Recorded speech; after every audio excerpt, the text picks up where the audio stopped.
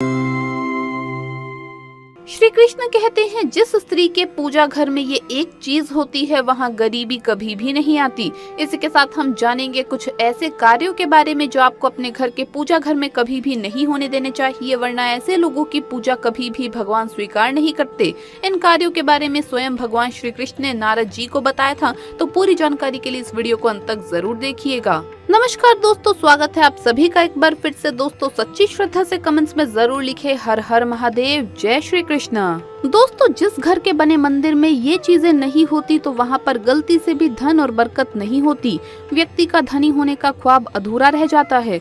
अगर बनना है माला माल तो घर के बने मंदिर में ये चीजें जरूर रखें। दोस्तों ज्योतिष शास्त्र के अनुसार अगर घर के मंदिर में हम ये चीजें रखते हैं तो घर में धन की कमी कभी भी देखने को नहीं मिलती। आज हम 4 ऐसी चीजों के बारे में आपको बताएंगे जिसे अगर आप अपने घर के मंदिर में रखते हैं तो घर में हमेशा सुख शांति बनी रहती है और भरपूर पैसा आता रहता है। भगवान श्री कृष्ण ने ये भी कहा कि जिस घर के मंदिर में ये चीजें नहीं होती तो वो घर कभी भी माला माल नहीं हो सकता। ऐसे घर में धन संपत्ति कभी नहीं टिकती, नौकरी, बच्चों का पढ़ाई में मन भी नहीं लगता।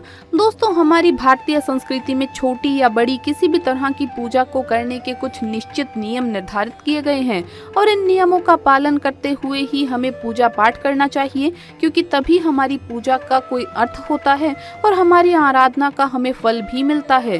कई बार हम पूरी श्रद्धा और भक्ति से पूजा पाठ तो करते हैं लेकिन फिर भी हमारी मनोकामना पूरी नहीं होती, हमारे कष्टों का निवारण भी नहीं हो पाता है और हमें मानसिक शांति भी नहीं मिलती है। इसके पीछे का कारण वास्तु दोष हो सकता है और इन वास्तु दोषों को दूर करने के लिए हमें वास्तु शास्त्र में बताए गए कुछ उपाय अवश्य ही करने चाहिए। तो चलिए जान लेते हैं वास्तु शास्त्र में बताई गई कुछ ऐसी महत्वपूर्ण बातें जो हमें पूजा घर में अवश्य ध्यान में रखनी चाहिए। लेकिन उससे पहले आपसे रिक्वेस्ट है कि वीडियो को लाइक करें, अपने दोस्तों के साथ शेयर करें और अगर आपने अभी तक चैनल को सब्सक्राइब नहीं किया है तो सब्सक्राइब करके बेल आइकन जरूर प्रेस कर लें। दोस्तों नंबर 1, प्रतिदिन सुबह जागकर स्नान आदि से निर्वित होकर तथा स्वच्छ कपड़े पहनकर ही नियम पूर्वक पूजा करनी चाहिए और सुबह शाम ईश्वर के सामने दीपक अवश्य लगाना चाहिए। मंदिर और उसके आसपास की जगह साफ सुथरी रखें। भगवान को कुमकुम का तिलक लगाकर फूल चढ़ाने चाहिए। हालांकि प्रत्येक घर में पूजा के नियम होते हैं, उन्हीं को ध्यान में रखकर एक कर्मबद्ध तरीके से पूजा करें। नंबर 2, पूजा में अगर किसी सामग्री की कमी रह जाए तो परेशान ना हो या पूजा बीच में ना छोड़े। ऐसे में भगवान को चावल और फूल चढ़ाएं और मन में उस चीज का ध्यान करें। नंबर 3, याद रखें कि भगवान के प्रसाद को कभी भी पूजा के पहले चक्कर झूठा नहीं करना चाहिए। साथ ही भगवान पर चढ़ाए जाने वाले फूलों को या फिर धूप, अगरबत्ती तथा किसी अन्य पूजा सामग्री को सूंघकर नहीं देखना चाहिए। ये शास्त्रों की दृष्टि से अनुचित माना गया है। नंबर 4, अक्सर लोग ऐसे होते हैं जो अपने मंदिर में कई दिनों का कचरा रख लेते हैं, जैसे कि बासी फूल, अगरबत्ती के पुराने डिब्बे, देसी घी का खाली डिब्बा और मंदिर में बिछा हुआ पुराना कपड़ा। इन चीजों पर ध्यान ही नहीं देते और इसी वजह से उस व्यक्ति को सीधे तौर पर बहुत जल्द गरीबी अपना शिकार बना लेती है। वो घर कंगाल होने लगता है और देवी देवता भी उस घर में नहीं रहते। इसीलिए इन चीजों पर ध्यान दें और धन की देवी महालक्ष्मी को प्रसन्न करें। नंबर 5, पूजा करते समय सबसे पहले तो ये बात ध्यान में रखें कि आपका मंदिर ईशान कोण में यानी कि उत्तर पूर्व दिशा में ही होना चाहिए, तभी आपको आपकी पूजा का संपूर्ण फल प्राप्त होता है। आपको इस बात का ज्ञान अवश्य होना चाहिए कि आपके मंदिर में वास्तु के अनुसार पूजा घर पर एक ही भगवान की केवल एक ही तस्वीर होनी चाहिए। एक भगवान की 2-2 तस्वीरें ना रखें, इसे बहुत अशुभ माना जाता है। वास्तु के अनुसार पूजा घर में भगवान की फोटो के अलावा किसी गुरु या पूर्वज की तस्वीर कभी भी ना लगाएं। इससे घर में नकारात्मक ऊर्जा का वास हो जाता है, इसीलिए ये गलती करने से बचें।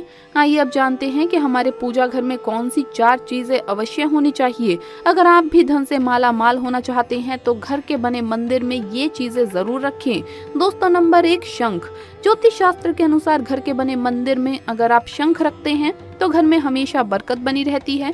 ऐसा करने से सोना, चांदी और ढेर सारा धन मिलता है। इसके अलावा कारोबार में बरकत होती रहती है। इसीलिए घर के बने मंदिर में शंख जरूर होना चाहिए, क्योंकि जिस घर में शंख होता है तो वहाँ पर माता लक्ष्मी जरूर वास करती है।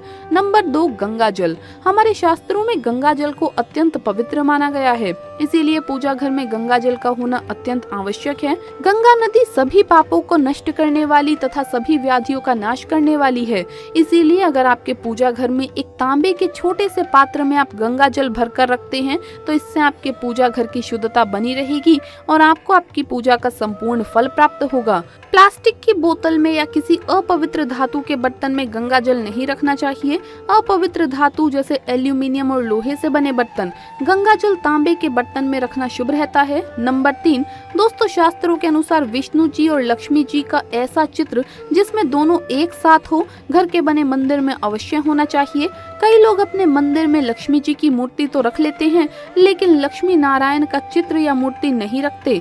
ऐसी मूर्ति या चित्र केवल खास मौकों पर ही लगाते हैं, लेकिन ज्योतिष शास्त्र के अनुसार लक्ष्मी नारायण का चित्र या मूर्ति और लक्ष्मी जी और गणेश जी की मूर्ति या चित्र को हमें घर के बने मंदिर में हमेशा रखना चाहिए और नियमित पूजा पाठ करना चाहिए, क्योंकि ये धन के देवता है।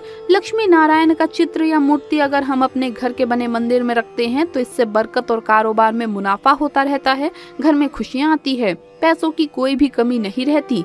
नंबर 4, देसी घी। दोस्तों एक बार नारद जी ने भगवान श्री कृष्ण से जब पूछा कि व्यक्ति को कामयाब होने के लिए घर में ऐसा क्या रखना चाहिए, तब श्री कृष्ण ने बताया कि घर में हमेशा साफ जल भरकर रखना चाहिए, अतिथि का सम्मान करना चाहिए और उसे सबसे पहले साफ जल पिलाना चाहिए।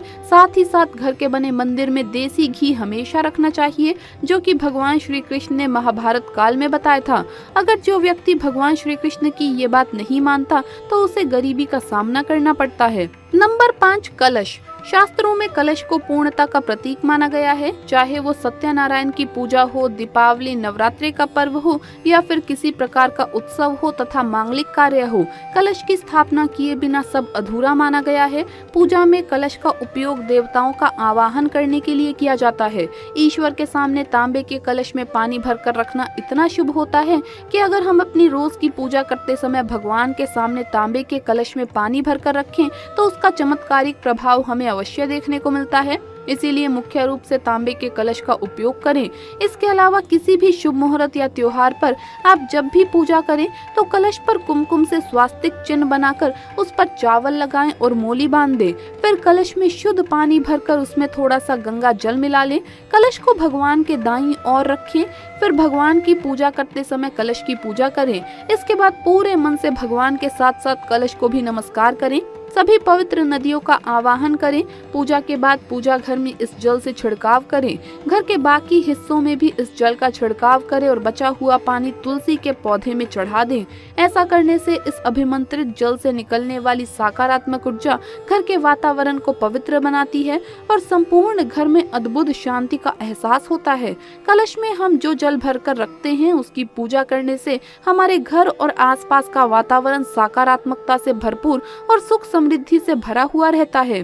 तो दोस्तों आपको ये वीडियो कैसा लगा हमें कमेंट्स में जरूर बताएं। इस वीडियो को लाइक करें, अपने दोस्तों के साथ शेयर करें और अगर आपने अभी तक चैनल को सब्सक्राइब नहीं किया है तो सब्सक्राइब करके बेल आइकन जरूर प्रेस कर ले। जल्द मुलाकात होगी अगली वीडियो में। हर हर महादेव, जय महाकाल।